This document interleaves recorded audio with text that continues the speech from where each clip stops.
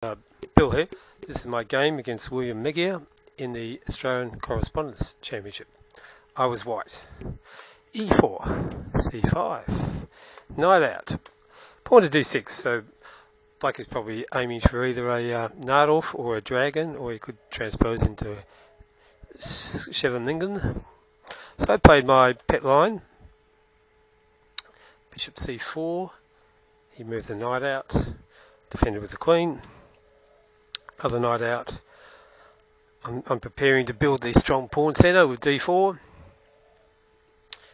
He pinned my knight. I castled. And now he moved the pawn up. There's a fun variation here. If knight to E5, hitting my pinned knight and my bishop, I can take it. Because if he's greedy and takes my queen, I have a checkmate. Okay, so that didn't happen. So instead he moved the pawn up.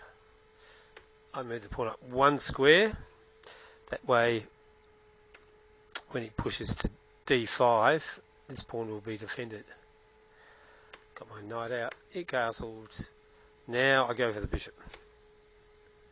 He retreated. Now, it's interesting enough, I had the same position against the Grandmaster in a crossball game. A normal game, that is, and he suggested G4 was the best move, which I played in later games. But that time I played Rook E1. I thought I'd not commit myself to weakening the Kingside. He got ready to start pushing up his B pawn, so I anticipated the attack. He brought the pawn up. I brought my knight back. He came over, take my pinned knight, unpinned. He swapped knights, bishop retreated, I brought the pawn up. Okay, so the idea is I want to start charging this pawn up and trapping this bishop. He moved his knight back, I defended my pawn. He sacks a pawn here in order to get some counterplay. He's afraid of it just being squashed on the king side. So I took, he took, and I took again. He does get some open lines on the queen side, so it's interesting pawn sacrifice. He moved his knight, attacking the queen and bishop, with the queen defending the bishop. So he gets two bishops as well. So he's got some open lines and two bishops, plus I've got a weakened king side for the pawn. So Houdini's saying this is an equal position here, but unbalanced. So unbalanced is good when you're playing weaker, well, if you're trying to win or you're playing weaker players. He connected his rooks, puts his queen on Griffith's square. Knight went up in H5, trapping the bishop.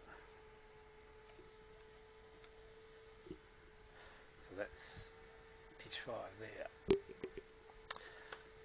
He hits my queen, develops a rook. Queen retreats. Gives the bishop an escape square. Queen attacks the E pawn. Bishop retreat, defends queen. Rook defends the pawn here. I wanted to be able to free this bishop. It's a bit dodgy attacking with just a few pieces. I want to be able to develop the bishop and the rook so they can participate in the attack. Pawn takes pawn. Bishop in between move, hitting the queen. Queen moves, pawn takes pawn. So then he's saying basically equal here, but moves up. Now it's saying slight advantage to white. So I start charging up my pawn. And the idea is I can now swing the rook over and hit down the H file with support of the queen somehow. Doubled rooks hitting the pawn. Charge the pawn. Hit the queen. Rook C1. Saving the pawn. So yeah, so Houdini's given white a slight advantage here. Okay, queen blocked the square. Queen came back, ready to hit him down the H file.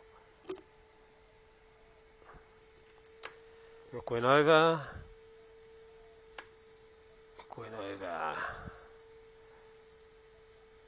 So Houdini's saying upper hand now to white. King goes to the corner.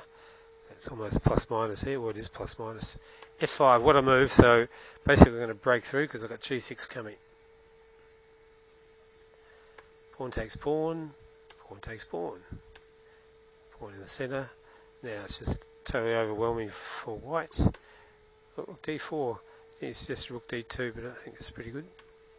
He resigned here because then he says I'm 7 pawns in front.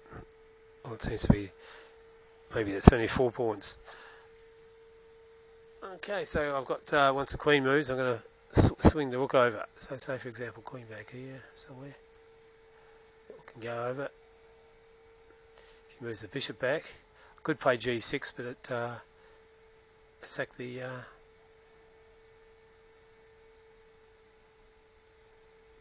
rook, and I play g6, and now the only way black can hold out is by sacking this bishop and the queen, which leaves white 15 pawns up. Okay, so in view of that, black resigns. So thank you for watching.